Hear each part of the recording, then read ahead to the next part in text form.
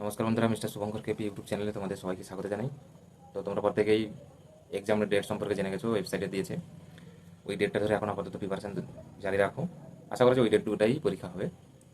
তো অনেকেরই কোয়ারি ছিল ইংলিশ স্ট্র্যাটেজি নিয়ে, ইংলিশের সিলেবাস নিয়ে, ইংলিশ নিয়ে প্রত্যেকেরই একটা ভয় ছিল। সেটা নিয়ে আজ একটা বিস্তারিত আলোচনা হবে। 10 নম্বর স্ট্র্যাটেজি কী থাকবে, টোটাল 85-র মধ্যে এই যে 10 নম্বর যে ইংলিশ, কোন কোন জিনিসগুলো পড়া দরকার আছে, কোনগুলো অ্যাভয়েড করবো, এবং ন্যূনতম কীভাবে কোন চ্যাপ্টারগুলো কতটুকু পড়লে যাতে মিনিমাম 5-6 নম্বর আসে, সেটা নিয়ে আজ বিস্তারিত আলোচনা হবে।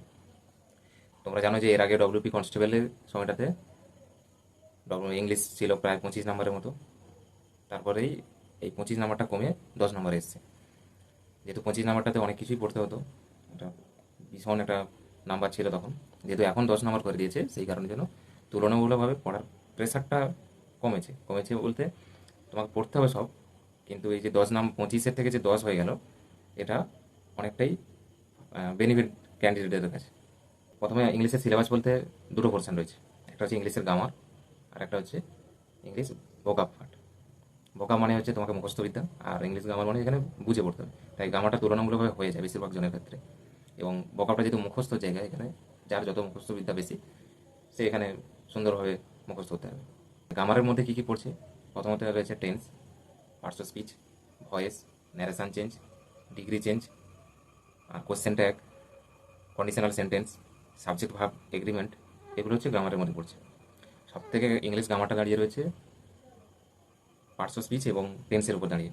কারণ এই পার্টস অফ স্পিচ তুমি জানলে, তুমি যদি এই পার্টস অফ স্পিচটা জানো ভালো করে, টেন্স ভালো করে জানবে, টেন্স যদি ভালো করে জানো, তাহলে তুমি voice, narration change, degree change সব কিছুটাই তুমি করতে পারবে। কারণ এগুলো আমরা সবগুলো ছোটোবেলাতেই পড়েছি। কিন্তু ডিফারেন্স কোথায় থাকবে, যেমন ধরো parts of speech, noun, pronoun, adjective, adverb, verb, preposition, conjunction, এগুলো সবগুলোই আমরা জানি। কিন্তু এগুলো পরীক্ষার জন্য কীভাবে পড়তে হবে, যেমন ধরো নাউন, প্রোনাউন, এগুলো দেখবে বেশি কিছু রুলস রয়েছে। এই রুলসগুলো কী কাজে লাগবে, বা এই রুলসগুলো পড়লে তোমার লাভটা কী হবে। কারণ এই রুলসগুলো পড়লে তুমি সেন্টেন্স ইম্প্রুভমেন্ট হয়। স্ক্রিনে দেখতে পাবে সেন্টেন্স ইম্প্রুভমেন্টে কীভাবে কোশ্চেন আসে। Error correction, fill in the blanks, এই প্রশ্নগুলো কিন্তু পার্টস অফ স্পিচের উপর দাঁড়িয়ে রয়েছে। যদি এইগুলো তুমি পার্টস অফ স্পিচটা ভালো করে পড়ো, তাহলে কিন্তু তুমি ইরর কারেকশনটা ভালো করে করতে পারবে, সেন্টেন্স ইম্প্রুভমেন্টটা ভালো করে করতে পারবে। এটা হচ্ছে গ্রামারের পোর্শন।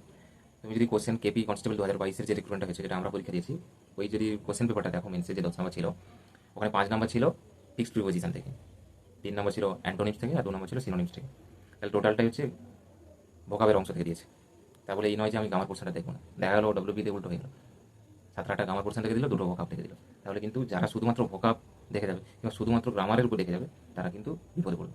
তার কারণের জন্যই তোমাকে গ্রামারের পাশাপাশি ভোকাব কিংবা ভোকাবের সাথে সাথে গ্রামারটাও লিখে যেতে হবে। তাহলে এই যে পার্টস অফ স্পিচের noun, pronoun, adjective, adverb, verb, এগুলো যে তুমি জানলে, তাহলে তোমার কী কাজে লাগছে, এরর কারেকশন করতে লাগছে, সেন্টেন্স ইমপ্রুভমেন্ট করতে লাগছে, আর হচ্ছে ফিল ইন দ্য ব্ল্যাঙ্কস। আচ্ছা, এবার আসি fill in the blanks. Fill in the blanks হচ্ছে দু ধরনের আসতে পারে। একটা হচ্ছে এই গ্রামারের পোর্শন থেকে, আর একটা হচ্ছে ভোকাব থেকে। স্ক্রিনে একটা ফিল ইন দ্য ব্ল্যাঙ্কস দিলাম, এই কোশ্চেনটা দেখলে তোমরা বুঝতে পারবে যে গ্রামার থেকেও আসতে পারে, ভোকাব থেকেও আসতে পারে। আচ্ছা, এরপরে আসছি প্রিপোজিশনটা থেকে, যেটা প্রিপোজিশনে যদি দুটো, একটা হচ্ছে নর্মাল আর একটা হচ্ছে ফিক্সড প্রিপোজিশন। নর্মাল বলতে যেগুলো আমরা জেনে এসেছি ছোটোবেলা থেকে, কম বেশি প্রত্যেকেই জানি আমরা। ইন কোথায় বসে, অ্যাট কোথায় বসে, বিফোর কোথায় বসে, আফটার কোথায় বসে, আন্ডার কোথায় বসে, এগুলো হচ্ছে নর্মাল। এগুলো থেকে কোশ্চেন আসে না এমনটা না, আসতেই পারে। আর যেটা আছে বেশিরভাগ আছে ফিক্সড প্রিপোজিশন। মানে যেমন একটা ওয়ার্ড আমি যদি বলি হার্মফুল, এটা একটা ওয়ার্ড, এর সাথে একটা ফিক্সড প্রিপোজিশন আছে। যেমন ধরো প্রফিটেবল, প্রফিট, বেনিফিশিয়াল, এগুলো হচ্ছে টু হয়। তাহলে এই যে profit to, profitable to, beneficiary to, এই যে একটা ওয়ার্ড, এর সাথে ফিক্সড প্রিপোজিশন টুই বসে। যেমন লাভ, LAUGH, লাভ হচ্ছে হাসি, এর সাথে হচ্ছে অ্যাড বসে। তাহলে এই যে একটা ওয়ার্ড লাভ, এর সাথে অ্যাড বসে, এটা হচ্ছে ফিক্সড প্রিপোজিশন। তাহলে ফিক্সড প্রিপোজিশন হচ্ছে ভোকাবের সব থেকে ইম্পর্টেন্ট একটা কোশ্চেন, তোমাকে মাস্ট করতেই হবে। তাহলে এই যে চ্যাপ্টারগুলো বললাম, voice change, narration change, degree change, article যেটা ছেড়ে গেলাম, আর্টিকেল ভালো করে করতে হবে, A and D কোথায় বসে, question tag, subject verb agreement, conditional sentence. তাহলে এইগুলো হচ্ছে তোমার বোঝার জিনিস। তুমি এরা রুলসগুলো জানলে, একটু প্র্যাকটিস করলে এগুলো সবাই কম বেশি আয়ত্ত করতে পারে। কিন্তু সব থেকে মাথা ব্যথা যে যেখানে হচ্ছে ভোকাব পোর্শনটা। ভোকাবের মধ্যে সব থেকে যেটা করতে হবে তোমাকে আগে, ফিক্সড প্রিপোজিশন, এটা তোমাকে মাস্ট করতে হবে, ফিক্সড প্রিপোজিশন। এরপরে যদি বলি অন অফ সাবস্টিটিউশন, যেটাকে আমরা বলি এক কথায় প্রকাশ। এরপরে আছে ফেজাল ভার্ব। আমার মতে এই তিনটে পোর্শন আগে মাস্ট করতেই হবে ভোকাবের মধ্যে। এই তিনটে যদি তোমার ভালো করে প্রিপারেশন থাকে, ভোকাবের অনেকটা কোশ্চেন এখান থেকে পেয়ে যাবে। এই তিনটে হয়ে যাওয়ার পর তোমার থাকবে ইডিয়ম, ইডিয়ম অ্যান্ড ফ্রেজ। এরপরে থাকছে সিনোনিমস, অ্যান্টোনিমস।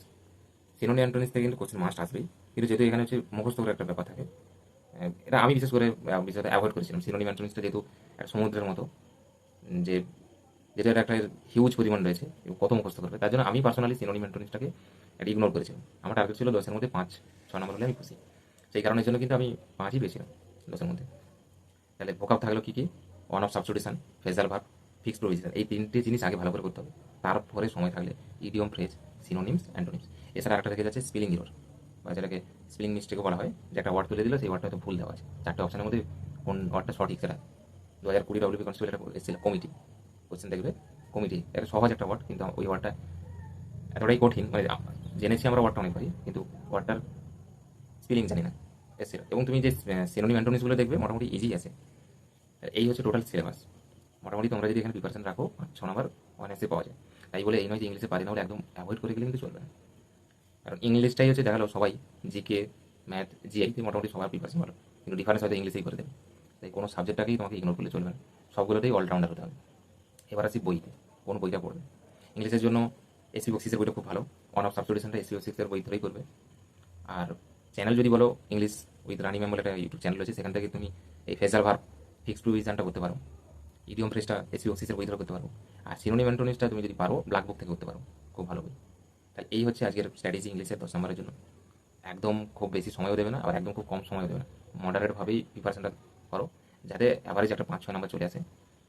একদম ইগনোর করবে না, কারণ এই ইংলিশটার জন্যই হয়তো তোমাকে কোশ্চেন সিলেকশন পাওয়া না পাওয়া ডিপেন্ড হয়ে যাবে।